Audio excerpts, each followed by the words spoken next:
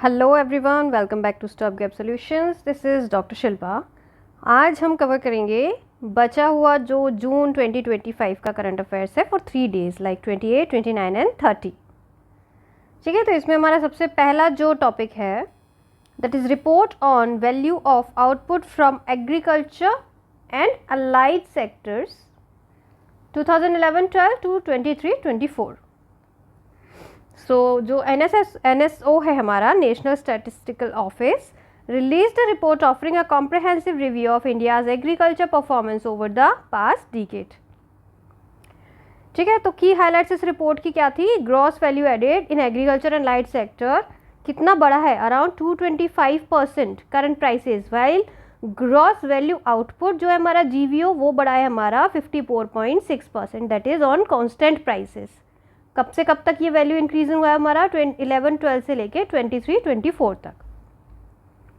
अब हम देखें क्रॉप सेक्टर, तो largest contributor of total agriculture GVO 54.1%।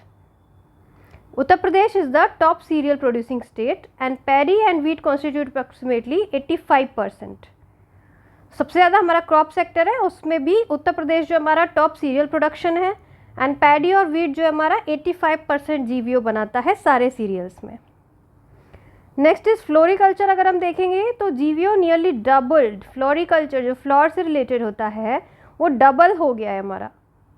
Then condiments and spices, Madhya Pradesh 19.2% से टॉप कंट्रीब्यूटर है, followed by Karnataka 16.6 and Gujarat 15.5।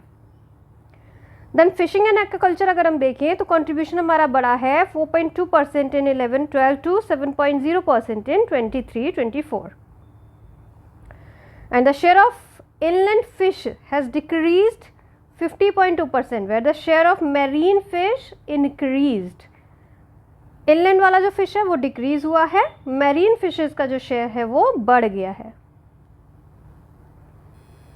Okay, importance of agriculture and allied sector, तो contribution GDP का हमारा अराउंड 16% है। Then livelihood it supports around 46.1% of the population. Challenges क्या है? Low agriculture productivity per unit of land, low farmer income, over exploitation of water resources, climate changes, extreme weather events. ठीक है, एक बार हम ये इनिशिएटिव के बारे में पढ़ लेते हैं, कौन कौन से लिए गए हैं हमारे एग्रीकल्चर और अलाइड सेक्टर के लिए। तो सबसे पहला हमारा एग्रीकल्चर इन्वेस्टमेंट फंड है, that is around 1 lakh crore rupees का। देन डिजिटल एग्रीकल्चर मिशन है, then Pradhan Mantri Matsya Sampada Yojana, then mission for integrated development of horticulture MIDH। Others में आपके fishery and aquaculture infrastructure development fund, PM Fasal Bima Yojana, Rashtriya Krishi Vikas Yojana and others.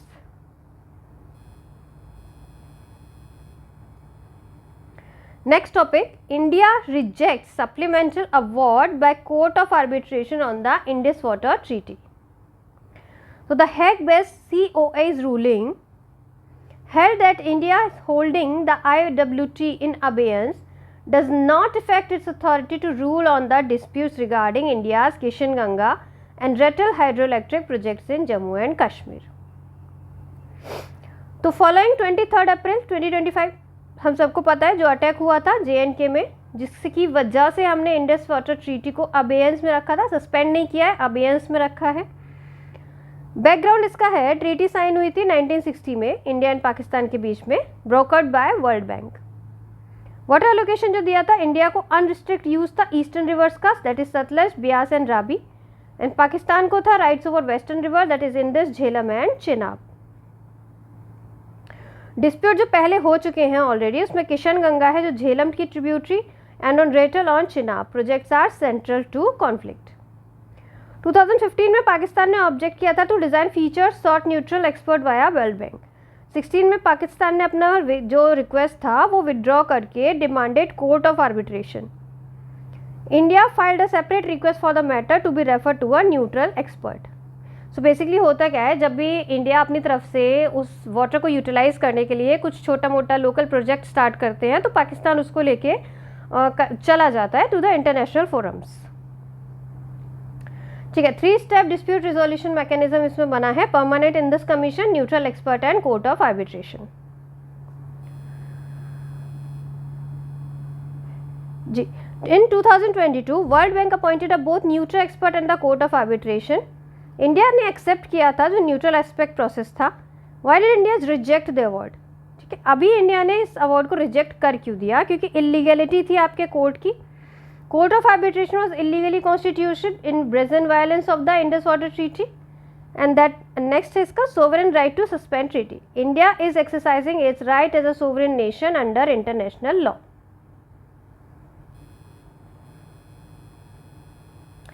Next our topic is India's external debt rises. तो हो क्या रहा है, जो हम बाहर से डेट लेता है हमारे गवर्नमेंट, वो बढ़ रहा है।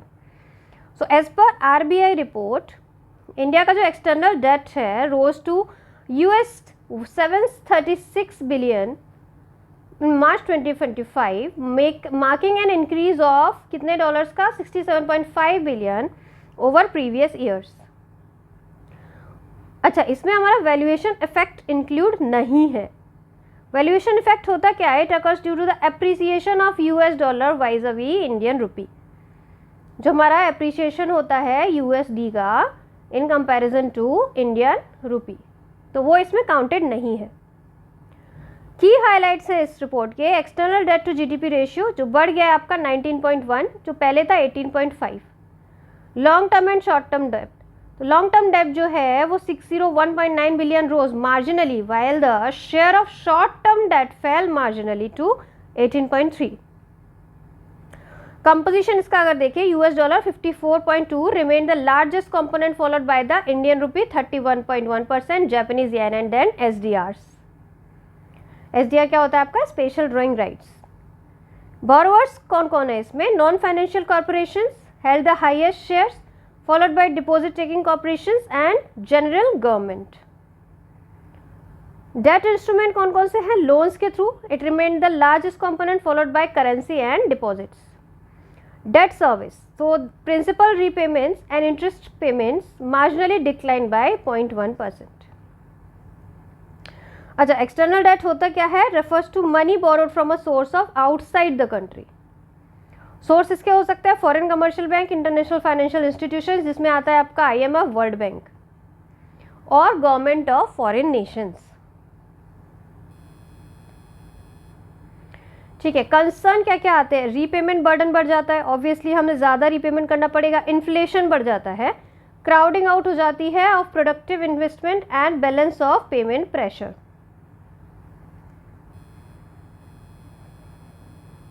नेक्स्ट हमारा टॉपिक है skills for the future,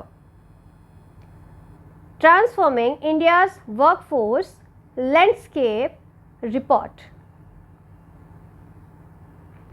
So the report unveiled the Ministry of Skill Development and Entrepreneurship examines India's skill landscape against the backdrop of the emerging knowledge-driven global economy. India का skill landscape है क्या? Low competency occupation, about 88% of the workforce is engaged in low competency occupation. Skills mismatch, जिसको काम करवाना है skill चाहिए, उतना लोगों के पास में वो स्किल है ही नहीं, चाहे कितना भी आपका एजुकेशन लेवल अच्छा हो। स्ट्रक्चरल इशू है, स्किल शॉर्टेज है in high skilled jobs, reduces economic productivity, inefficient human resource allocation है, limits social and economic mobility, migration and brain drain. अब करना क्या चाहिए इसको सॉल्व करने के लिए? Revamp technical and vocational education training, industry engagement and accountability and promote life long learning.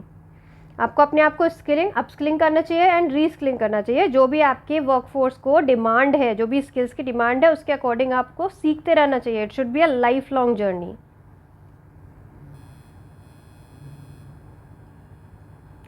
ठीक है, नेक्स्ट टॉपिक्स में हमारा India startup ecosystem sees exponential growth over the last decade. ऐसा किसने बोला है? मेटा रिपोर्ट ने। जो इंडिया का स्टार्टअप इकोसिस्टम है, इसका growth due to a surge in early stage funding, digital penetration and consumer affluence across both metros and non metros region. Startup का मतलब क्या होता है? A private limited company, partnership और limited liability partnership with turnover under 100 crore to be considered a startup for up to 10 years from incorporation. किसके under में? Companies act 2013। Turnover कितना होना चाहिए? 100 करोड़। कंपनी किस टाइप की होगी? प्राइवेट हो सकती है, पार्टनरशिप हो सकती है या LLP हो सकती है। Growth levers for India startup ecosystem, देखो AI अडॉप्शन हो रहा है, क्रॉस बॉर्डर एक्सपेंशन हो रहा है, ओमनी चैनल प्रेजेंस हो रहा है, मतलब over 2/3 blend online offline models है। Tier 2-3 मार्केट को फोकस कर रहे हैं। अच्छा, कुछ कौन से थ्राइविंग स्टार्टअप इकोसिस्टम है इंडिया में एट प्रेजेंट? तो startup boom fuelled by capital and policy. So DPIIT recognised startup reached over 150,000 in 2024. 51% recognized startups are from non-metro cities. Over $380 billion plus combined valuation of Indian unicorns. और unicorn होता क्या है? Refer to as a privately held startup company with a valuation of over 1 billion. India, reflecting its growing global clout in startup ecosystem, ranks third on the Hurun Global Unicorn Index. ये आपका एक chart है जिसमें दिया हुआ है government startup initiative, startup India seeds funds, funds of funds, credit guarantee schemes, Atal innovation mission and mighty startup hub. अब इसके बारे में थोड़ा थोड़ा डिटेल पढ़ लेना, ये सारा होता क्या है। ठीक है, नेक्स्ट हमारा प्लेसेस में Lord Jagannath Rath Yatra. PM extend greeting on the occasion of Lord Jagannath Rath Yatra. Chariot festival है, मेजर एनुअल हिंदू फेस्टिवल है, कहाँ होता है? पुरी उड़ीसा में। Mark the annual ceremonial journey of Lord Jagannath along with his siblings Lord Balabhadra and Devi Subhadra from the Jagannath temple to the Gundicha temple. The festival begins on the second day of Ashadh month, that is June and July. After a week, the deities return to the main temple in a return procession known as Bahuda Yatra. Next is Adi Karma Yogi program. So the Ministry of Tribal Affairs launched Adi Karma Yogi program. किसने launch किया है? Ministry of Tribal Affairs. तो इसका M है building a cadre of highly motivated officers and change markers dedicated to grassroots transformation. Objective to take capacity building to about 20 lakh field level stakeholders by creating a batch of trainers and master trainers in the state, districts and block level. It seeks to bring a fundamental shift to the attitude and motivation of field level officers, emphasizing citizen centric ideation. और target हमारा इसका है reaching 1 lakh tribal villages and habitations. आदि कर्मयोगी programme हमारा related है officers से, officials से, गवर्नमेंट ऑफिशियल्स से.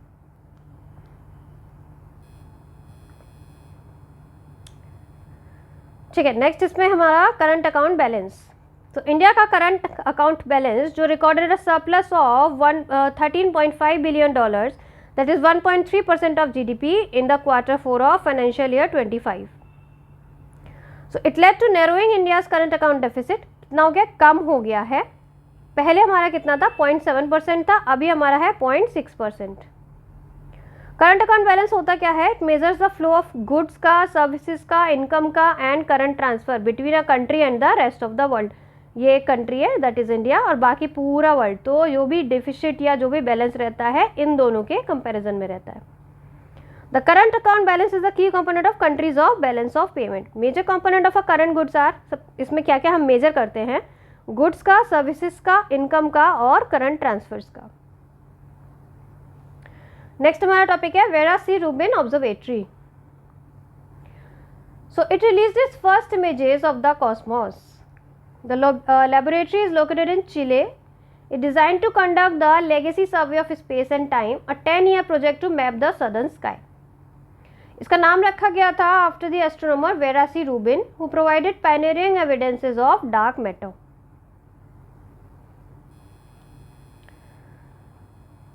ओके, नेक्स्ट क्वेश्चन इसमें हमारा per and polyfluoroalkyl substances that is PFAs. Researchers ने डिस्कवरी किया है nearly 20 species of bacteria capable of breaking down PFAs. PFA होता क्या है? These are chemicals having carbon fluorine bonds which are very strong and do not degrade easily. ये chemical resist कर सकते हैं ग्रीस को, ऑयल को, वाटर को और हीट को. एप्लीकेशन कहाँ कहाँ पे होता है? इसका यूज़ होता है कुकवेयर में, फूड पैकेजिंग में, फूड प्रोसेसिंग इक्विपमेंट्स में, फैब्रिक्स में, पेंट्स में, फोम्स में. इट परसिस्ट, इसका इम्पैक्ट होता है, it persist in the environment, contaminate करता है एयर, वाटर एंड सॉइल को and bio accumulates in humans and animals. ठीक है, बायो एक्यूमुलेशन का मतलब होता है is a process by which toxin जो होते हैं हमारे enter the food web by building up in individual organism. आप में बायोटॉक्सिन्स जो हैं वो एंटर कर गया, फिर वो बिल्डअप होता जा रहा है, that is known as bioaccumulation. Next is IBET Alliance.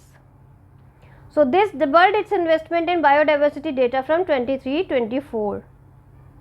Increased investment will support 3 global biodiversity data sets, that is World Database on Protected Areas IUCN Red List and World Database on Key Biodiversity Areas. तो अगर आपको याद रखना भी है तो आप ये रख सकते हैं कि IBET अलायंस रिलेटेड किससे है, तो बेसिकली बायोडाइवर्सिटी से रिलेटेड है। हेडक्वार्टर इसका यूके में है, फाउंड हुआ था 2008 में, coalition of 4 of the world largest and most influential conservational organisation. कौन कौन सी? Bird Life International, IUCN, the United Nation Environmental Programme that is UNEP, उसमें World Conservation and Monitoring Centre. Mission है इसका to provide data, tools and guidance that help organisation act on biodiversity related risk.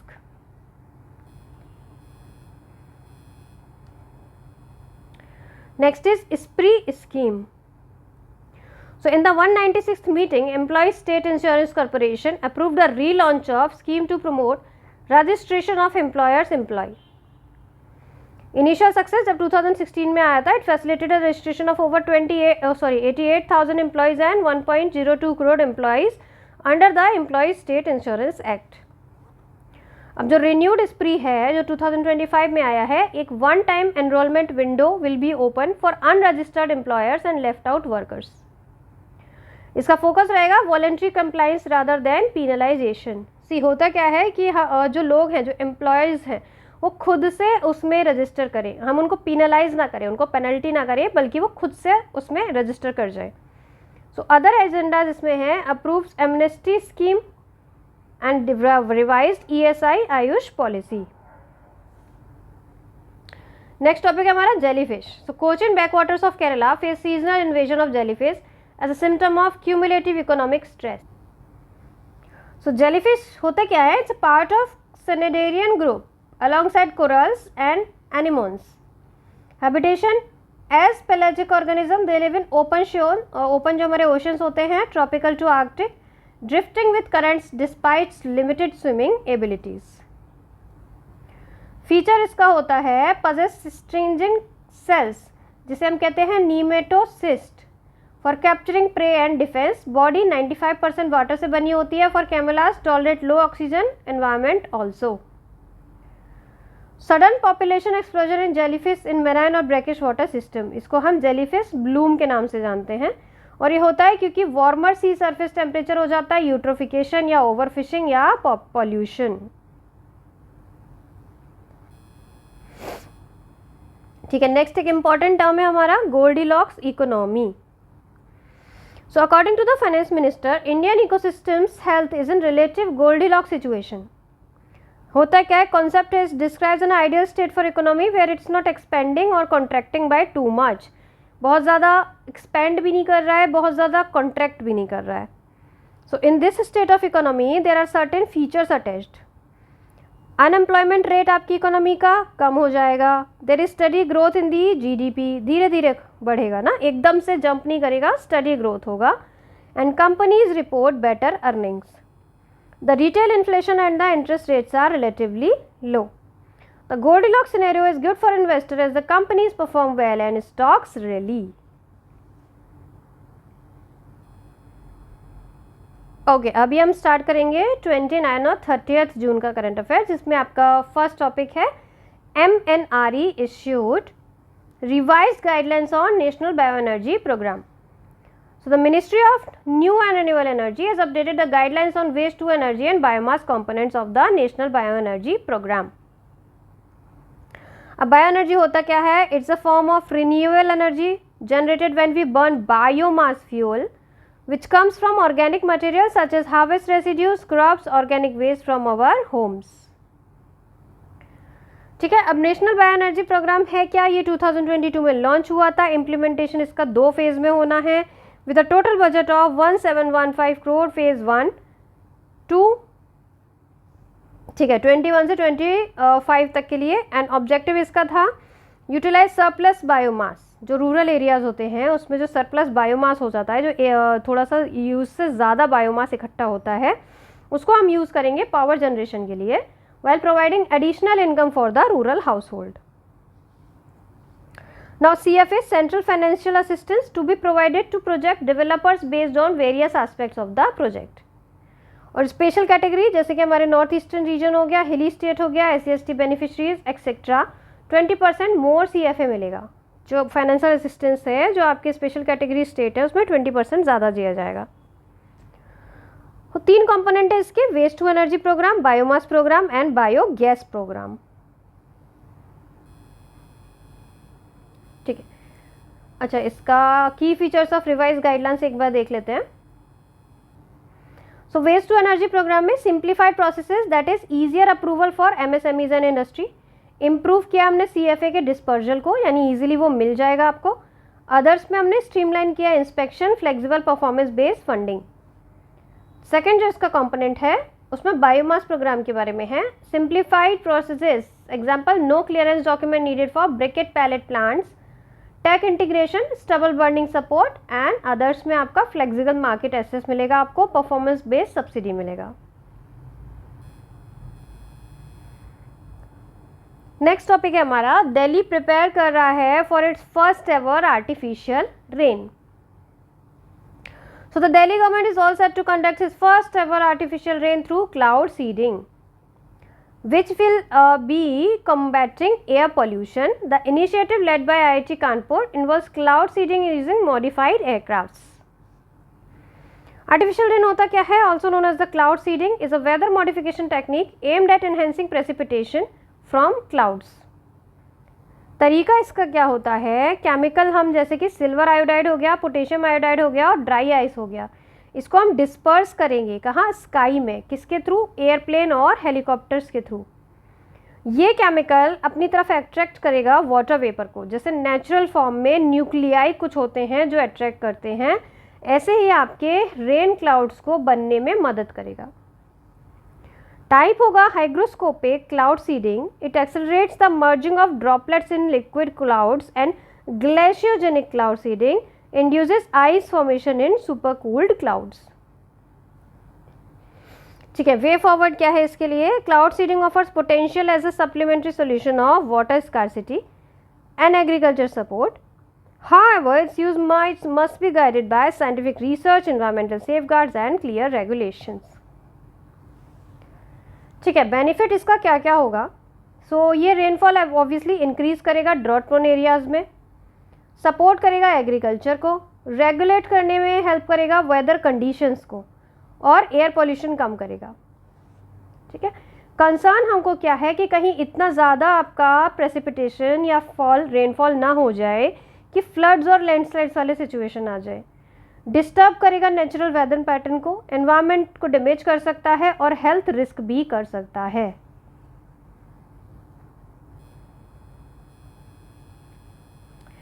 Next topic है हमारा model rules for felling of trees in agriculture land to promote agroforestry. The rules aim to simplify agroforestry processes and encourage farmers to integrate trees into farming without procedural hurdles. Key highlight है इसके, state level committee होगी। The existing SLC constituted under wood based industry. Registration of plantation area करवाना पड़ेगा। Felling permission, a felling permit is issued for agriculture land जहाँ पे आपके 10 से ज़्यादा पेड़ होने चाहिए, while a no objection certificate issue to the land जहाँ पे आपके 10 से कम पेड़ होते हैं। एग्रोफॉरेस्ट्री होता क्या है? Agroforestry involves growing trees and agriculture crops together on the same land. जैसा कि नाम बता रहा है आपका, एग्रीकल्चर भी है और फॉरेस्ट्री भी है। टाइप्स में इसके क्या होता है? Agri silviculture, crop plus trees, silvo pasture, trees plus live stock, agro silvo pastoral, trees plus crop plus pastures और एनिमल्स। सो एग्रोफॉरेस्ट्री कॉन्सेप्ट अच्छा है। इंडिया में it covers around 8.65%, that is 28.42 million hectares.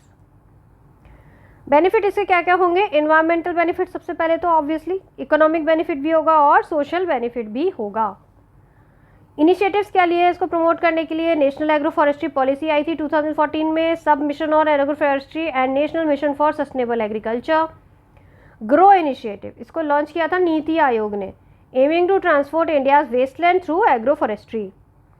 The amendment of the forest act 1927 in 2017, जिसमें हमने redefine किया था किसको? Bamboo को एज अ ग्रास। अभी हम बैम्बू को घास के कंपैरिजन में लेके आते हैं, ठीक है। नेक्स्ट टॉपिक है इसमें हमारा, UN reports highlighted India's achievement in child and maternal health. Recently, trends in maternal mortality 2000 to 2023, levels and trends in child mortality 2024, reports released by the UN interagency groups highlighted the global trends in maternal and child mortality rates. तो है किसका? UN का report है। सबसे पहले तो यही ध्यान रखना है की अचीवमेंट क्या है इंडिया का? Decline in zero dose children.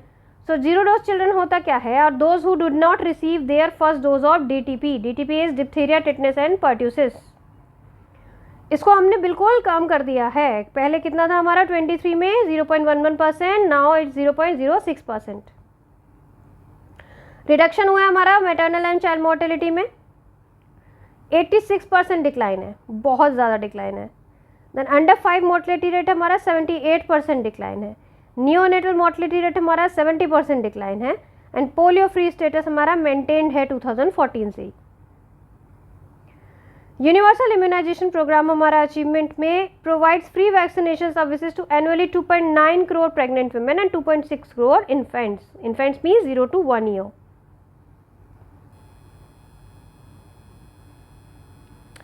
ठीक है। इसके बाद में कवरेज हमारा, इसमें 12 वैक्सीन प्रिवेंटेबल डिसीज आती है और न्यू वैक्सीन जो इंट्रोड्यूस हुआ था 2014 ऑनवर्ड्स, इसमें इनएक्टिवेटेड पोलियो वैक्सीन है, रोटा वायरस है, न्यूमोकोकल कॉन्जुगेट वैक्सीन है, मीजल्स रुबेला है, एडल्ट जापानीज एंसेफेलाइटिस भी है और डीपीटी वैक्सीन तो जो पहले से चली आ रही है। ठीक है। इंडिया के वैक्सीनेशन सक्सेस के बारे में एक बार देखते हैं। It's a major public health achievement, zero dose implementation plan, so rolled out across 143 district in 11 states with a high burden of unvaccinated children. Mission Indradhanush जो हमारा 2014 से स्टार्टेड है, इंटेंसिफाई हुआ था ये 2017 में। इसने वैक्सीनेट किया है 5.46 crore children and 1.32 crore pregnant women को। Village health and nutrition days, so regular community level immunisation and outreach. So others में है यूविन platform for tracking immunisation status, regular IC information education communication. ठीक है। नेक्स्ट टॉपिक में हमारा है ESI initiates delisting of 345 registered unrecognized political parties. So RUPPs होता क्या है? Have failed to fulfill the essential condition of contesting even a single election for the last 6 years since 2019, and also their offices could not be physically located anywhere. So registered unrecognised political parties थी कितनी? 345। वो fail हो गई कितना? Essential conditions को fulfil करने में, and even उनके फिजिकल ऑफिस ही कहीं लोकेटेड नहीं थे। तो the ESI will take the final decision on delisting which would end all benefits enjoy by RUPPs। Section 29A of the RPA act 1951 lays down the requirement of registration of a political party with the ECI। लेकिन ECI के पास ऐसा कोई power नहीं है कि वो D register कर पाए। डिफरेंट होता है डी लिस्टिंग से। वो इसमें हम क्या नहीं कर सकते? वो लोग डी रजिस्टर नहीं कर सकते, सिर्फ डी लिस्टिंग कर सकते हैं। Then concern pose by RUPPs, complaint related अभी तक सबमिट ही नहीं किया है जो भी रिपोर्ट चाहिए होती है under section 29C। Financial irregularities and tax abuse, improper claims of income tax exemptions and alleged serious financial improprieties। ठीक है। नेक्स्ट हमारा टॉपिक, ओके इसमें थोड़ा सा बाकी है, उसको एक बार पूरा कंप्लीट कर लेते हैं।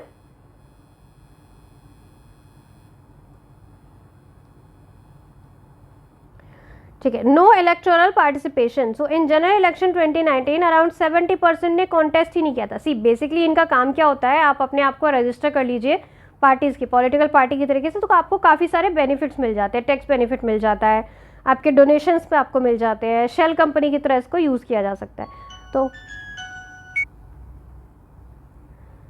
सो how we can deal with these RUPPs, तो डील करने का तरीका क्या है? लॉ कमीशन जो 255th रिपोर्ट है उनका, जो 2015 में आया था, उसमें था कि ऑटोमेटिक डी रजिस्ट्रेशन हो जाएगा parties failing to contest election for 10 consecutive years. अगर 10 साल तक आप फेल ही कर जाते हैं, इलेक्शन में नहीं कंटेस्ट कर सकते, तो आपको डी रजिस्टर कर देंगे। ECI का 2016 का मेमोरेंडम बताता है suggested amending law to empower ECI to deregister political parties. अभी ECI इतने इक्विप्ड नहीं है कि वो डी रजिस्टर कर पाए। अच्छा, पॉलिटिकल पार्टीज का क्लासिफिकेशन होता है registered, unrecognised and recognised. So legal basis है इसका under section 29A of the RPA 1951। And benefits and privilege में टैक्स एग्जेम्पशन आता है, कॉमन इलेक्शन सिंबल होता है, परमिशन फॉर 20 स्टार कैंपेनर्स। और रिकॉग्नाइज क्राइटेरिया हमारा नेशनल या स्टेट पार्टी की तरीके से उसको रिकॉग्नाइज करते हैं, उनको इलेक्शन सिंबल भी मिलता है, and based on seat wins vote share in Lok Sabha and state election. Enhance benefits में आपका आता है reserved election symbol, 40 star campaigners and additional privilege and recognition. ठीक है, अभी इसका नेक्स्ट टॉपिक है हमारा national turmeric board headquarters inaugurated in Nizamabad, Telangana. Notified in October 2023, the National Turmeric Board was inaugurated in January 2025. So it aims to provide leadership on turmeric related matters, augment efforts and facilitate greater coordination with Spices Board and other government agencies in development and growth of turmeric sector. Ministry of Commerce and Industry के अंदर आते हैं ये। Composition में सबसे पहले इनके chairperson होंगे जिसको सेंट्रल गवर्नमेंट अपॉइंट करेंगे। मेंबर्स फ्रॉम मिनिस्ट्री आयुष से होंगे, department of pharmaceutical, agriculture and farmer welfare. Senior state government representative होंगे रोटेशन बेसिस पे, and select national and state institutions involved in research and representation of the turmeric farmers and exports. एक secretary भी होंगे इनके जिनको आपका department of commerce directly appoint करेंगे। Role क्या होगा? Promote R&D, value addition of export, awareness of turmeric benefit, yield improvement and supply chain enhancement. अब टर्मरिक प्रोडक्शन इन इंडिया, ये हम एक बार देख लेते हैं। India is the largest producer भी है, कंज्यूमर भी है और एक्सपोर्टर भी है। 30 वैरायटीज हैं हमारे टर्मरिक के जो ग्रोन होते हैं over 20 states of the country. 70% जो प्रोडक्शन है आपका तेलंगाना, महाराष्ट्र, तमिलनाडु एंड आंध्र प्रदेश टुगेदर, उसमें आपका 63.4% है। एक्सपोर्ट में मोर देन 62% शेयर हमारा वर्ल्ड वाइड है। लीडिंग एक्सपोर्ट मार्केट कौन कौन से हमारे? Bangladesh, UAE, US and Malaysia. अब GI टैग किस किस को मिला हुआ है? एक तो सांगली हल्दी है हमारी, एंड वाइगन टर्मरिक जो महाराष्ट्र के पास है, एक इरोड मंजिल टर्मरिक है जो तमिलनाडु के पास है, एक लाकाडोंग टर्मरिक है जो मेघालय के पास है। टर्मरिक होता क्या है? राइजोम है, अंडरग्राउंड स्टेम जिसको हम बोलते हैं, जिसको गोल्डन स्पाइस कहा जाता है। क्लाइमेट कंडीशन चाहिए उसके लिए diverse tropical condition, temperature range चाहिए 20 से 30 डिग्री का, और एनुअल रेनफॉल चाहिए हमको 1500 mm की। सॉइल चाहिए best in well drained Sandy और क्ले लोम। हेल्थ बेनिफिट, एंटीऑक्सीडेंट होती है और एंटी इन्फ्लेमेटरी होती है। ठीक है, नेक्स्ट न्यूज में हमारा remittances. So as per recent RBI report, remittances to India reached 135.46 billion in 24-25, jumping 14% from the previous years. Remittance हमारे डबल से ज़्यादा हो गए हैं 16-17 से अभी 24-25 तक। फ़ायदा है, कंट्रीब्यूशन होता है इकोनॉमी के लिए, ट्रेड डेफिसिट को सपोर्ट करता है, and stable source of financing. ठीक है, नेक्स्ट हमारा है Kolhapuri chappals. So following controversies, a global fashion brand acknowledge drawing design inspiration from Kolhapuri chappals. Kolhapuri chappal होते क्या है? Traditional handcraft leather sandal that has been awarded, इसको हमने GI टैग स्टेटस दिया था 2019 में। इनका ओरिजिन होता है महाराष्ट्र से, and made entirely by hand using vegetable tent leather. Next topic है हमारा बॉट्रिटिस fungi. Researchers have found that Botrytis fungi cannot be cloned as no single nucleus contains a complete set of chromosome in these fungi. Instead the chromosome set is distributed across 2 और मोर nuclei, इसलिए हम इसको क्या नहीं कर सकते, clone नहीं कर सकते। इसको हम नोबल रॉट के नाम से जानते हैं। बोट्राइटिस आर एक्सोमीसिड्स फंजाई, ये एक टाइप ऑफ फंजाई है जो प्रोड्यूस करती है sexual spores known as ascospores inside small sacs known as asci. ये ग्रेप्स को इन्फेक्ट करता है, causes the berries to lose water by evaporation and shrivel up. Fungi होते क्या है, यूकैरियोटिक ऑर्गेनिज्म है दैट लैक, इनमें क्लोरोफिल नहीं होता है एंड वस्कुलर टिश्यू भी नहीं होता है। Lived bye decomposing and absorbing organic matter. Fungi की जो सेल वॉल होती है उसमें चाइटिन होता है which is similar to the exoskeleton of insects and arachnids. Okay, next topic is secondary pollutants. So a study of Center for Research for Energy and Clean Air found that secondary pollutants account for nearly 1/3 of India's PM 2.5 pollution. कितना 1/3? Secondary pollution होता क्या है? It is formed in the atmosphere as a result of the chemical or physical interaction between the primary pollutants themselves or between the primary and the other atmospheric component. ठीक है, जब भी या तो दो प्राइमरी पॉल्यूशन जो होते हैं, प्राइमरी पॉल्यूटेंट वो आपस में रिएक्ट करें, या प्राइमरी पॉल्यूटेंट और एटमॉस्फेरिक कंपोनेंट आपस में रिएक्ट करें तो हमारे सेकेंडरी पॉल्यूटेंट्स बनते हैं। Sources obviously primary pollutant, sun and atmospheric condition. Example है इसका ozone, sulphuric acid and nitric acid.